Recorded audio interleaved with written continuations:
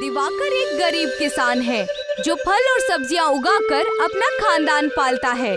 वो अपने बगीचे में गोबर और बाकी नामियाती खाद का इस्तेमाल करता था, जिससे उसकी उगाई बहुत सी चीजें ताज़ा होती हैं और सभी ग्राहक उससे ही फल और सब्जियां खरीदते हैं। अरे दिवाकर बाबू, ये पपीते कैसे दिए? 50 रुपए में है। 2 पपीता दे दीजिए। ये लीजिए 100 रुपए। दिवाकर के पास ग्राहकों की कमी नहीं है, पर उसी के बगल में ठेला लगाए बैठे भैरव के पास दिन में 1-2 ग्राहक ही आते हैं, क्योंकि भैरव फल और सब्जियां उगाने के लिए रासायनिक खाद का इस्तेमाल करता है, जिससे उसकी उगाई चीजें अच्छी नहीं होती और उसकी आमदनी भी कम होती है, और इसी वजह से वो दिवाकर से जलता है। इसका जल्द ही कुछ करना पड़ेगा, नहीं तो ये मेरा पूरा कारोबार चौपट कर देगा। भैरव कुछ सोचने लगता है। बहुत सोचने के बाद भैरव के दिमाग में एक आइडिया आता है। वो दिवाकर को फंसाने की साजिश करता है। सुनो दिवाकर भाई, तुम्हें पता है सरकार ने किसानों को सरकारी बीज देने की बात कही है। अरे ये तुमने बहुत अच्छी खबर सुनाई है। अच्छे बीज मिलेंगे तो हम लोग और भी अच्छे से फल और सब्जियां उगा सकते हैं। तो देर किस बात की है? चलो मैं बीज लेने जा रहा हूँ, तुम भी मेरे साथ चलो। भैरव अपने साथ दिवाकर को ले जाता है और उसे एक सरकारी बीज भंडार से बीज के कुछ पैकेट्स देता है।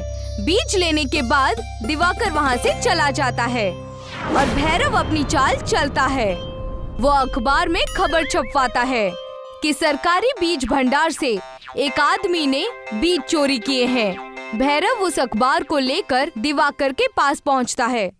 देखो दिवाकर भाई, किसी ने सरकारी बीज भंडार से बीज चोरी किए हैं और तुम्हारे पास भी कुछ पैकेट बीज के हैं कि किसको बीज मिले हैं और किसने चोरी किए हैं। तो अब मैं क्या करूं? जब तक ये मामला शांत नहीं हो जाता तुम यहाँ से कहीं दूर चले जाओ। पर मैं जाऊं कहाँ? मैं तुम्हें ले चलता हूँ। भैरव दिवाकर को लेकर दूर एक घने जंगल में जाता है, जहाँ पर अंग्रेजों के जमाने का जेल बना होता है। तुम कुछ दिन इसी जेल के अंदर छुपे रहो, मैं बाद में तुम्हें वापस बुला लूंगा। तुम्हारा बहुत बहुत धन्यवाद भाई, तुमने मुझे उस बेमतलब की आफत से बचा लिया। भैरव वहाँ से वापस आ जाता है और दिवाकर जेल के अंदर एक तहखाने में छिपकर रहने लगता है। अच्छा हुआ जो दिवाकर का बच्चा यहाँ से चला गया। अब लोगों के पास मेरी फल सब्जियां खरीदने के अलावा कोई दूसरा रास्ता नहीं होगा। और भैरव महंगे दाम पर फल और सब्जियां बेचने लगता है। भाई साहब, आलू कितने रुपए किलो है? 100 रुपए किलो। पर ये तो बहुत ज्यादा महंगा है। मैं तो ऐसे ही बेचूंगा, नहीं लेना है तो जाकर शहर से खरीद कर लाओ। ग्राहक को मजबूरी में भैरव से सब्जियां खरीदनी पड़ती हैं। दिवाकर के न होने का भैरव पूरी तरह से फायदा उठाने लगता है। इसी बीच कुछ चोर शहर के एक बड़ी सी सुनार की दुकान से सोना चुराकर शहर से दूर जंगल की ओर आते हैं। जंगल में चलते हुए उन्हें ये पुरानी जेल दिखती है। सभी आकर इस जेल के पास खड़े हो जाते हैं। इस सोने को छुपाए कैसे? कुछ तो नया उपाय ढूंढना पड़ेगा। अगर पुलिस ने पकड़ लिया तो समझ लो जेल में चक्की पीसने पड़ेगी। क्यों ना हम इस सोने को गलाकर ईंट बनाए और इसे जेल के बाहर से लगा दे। इससे पुलिस को कोई सबूत भी नहीं मिलेगा। हाँ, ये तो बहुत अच्छा सुझाव है। वैसे तुम चोर हो, पर तुम्हारा दिमाग तो पुलिस से भी तेज है। सभी चोर शहर से चुराए हुए सोने को आग से पिघलाते हैं और उनसे ईंट बनाने लगते हैं। चोर सोने से बनाई हुई ईंटों को जेल के बाहर से लगा देते हैं, जिससे पूरी जेल सोने की बन जाती है और चमकने लगती है। ये हुई ना बात, देखो हमने अंग्रेजों की इस जेल को सोने की जेल में बदल दिया है। अब पुलिस तो क्या, सीबीआई वाले भी हमको पकड़ नहीं सकते। चलो यहाँ से चलते हैं, शहर में जाकर मजे करते हैं। सभी चोर खुशी खुशी शहर के लिए निकल जाते हैं। दूसरी ओर कुछ दिन बीत जाने के बाद भैरव दिवाकर को देखने के लिए जंगल में आता है। वो जेल के अंदर जाता है। और जोर से आवाज लगाता है। बाहर आ जाओ दिवाकर भाई, मैं भैरव हूँ। भैरव की आवाज सुनकर दिवाकर जेल के तय खाने से बाहर आता है। अच्छा किया भाई जो तुम मुझसे मिलने आ गए, नहीं तो मैं यहाँ पर घुट घुट कर मर ही जाता। भैरव दिवाकर को देखता है और अपने मन में सोचता है, तू मर जाएगा तो मेरा तो फायदा ही फायदा होगा। भैरव के मन में दिवाकर को धोखा देने का ख्याल आता है। वो दिवाकर से कहता है, अरे भाई क्यों मरने की बात कर रहे हो? अगर तुम्हारा दम घुट रहा है तो चलो मैं तुम्हें नदी के पास ले चलता हूँ।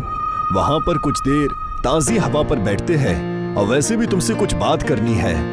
दिवाकर और भैरव जैसे ही जाने के लिए मुड़ते हैं तभी वहाँ से एक सोने की ईंट नीचे गिर जाती है, जिसकी आवाज सुनकर ये दोनों रुक जाते हैं। भैरव देखता है कि ईंट बहुत चमकदार है। वो पास जाता है और ईंट को उठाता है। ये तो सोने की ईंट है।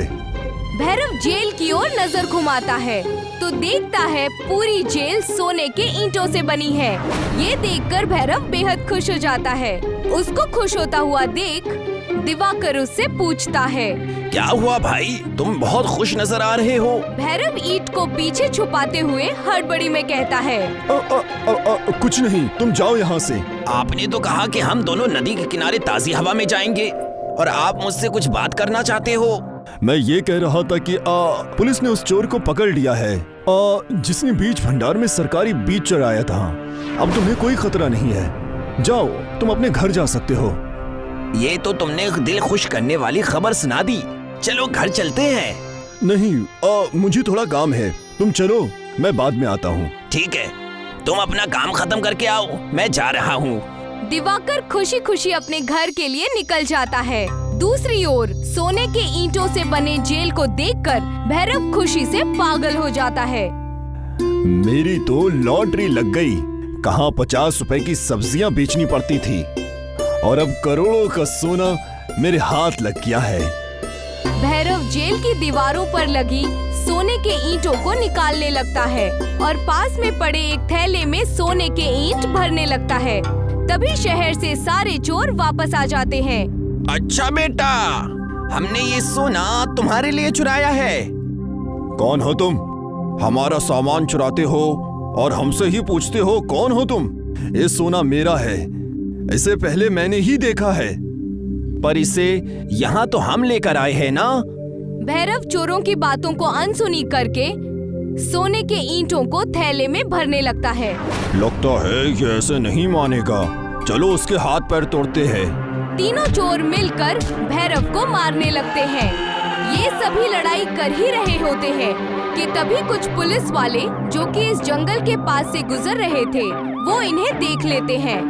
वो देखो, वहाँ पर कुछ लोग लड़ाई कर रहे हैं। चलो जल्दी चलो। इंस्पेक्टर सोने की जेल के पास आ जाता है। बाप रे, इतना सारा सोना! ये सोना हमारा है, हमने इसे शहर से चुराया है। अच्छा, तो शहर में जो सोने की चोरी हुई है तो वो तुमने चुराया है। हवलदार, इन सबको गिरफ्तार कर लो। इंस्पेक्टर साहब, मैं चोर नहीं हूँ। अगर चोर नहीं हो तो ये सोना थैले में भरकर कहाँ ले जा रहे थे? इंस्पेक्टर सभी चोरों को और भैरव को जेल में बंद कर देता है और सारा सोना ले जाकर शहर में उस सोनार को वापस कर देता है जिसकी दुकान से ये सोना चोरी हुआ होता है। दूसरी तरफ दिवाकर मेहनत करके अपने खेतों में फल सब्जियां उगाता है और अपनी जिंदगी खुशी खुशी बिताने लगता है।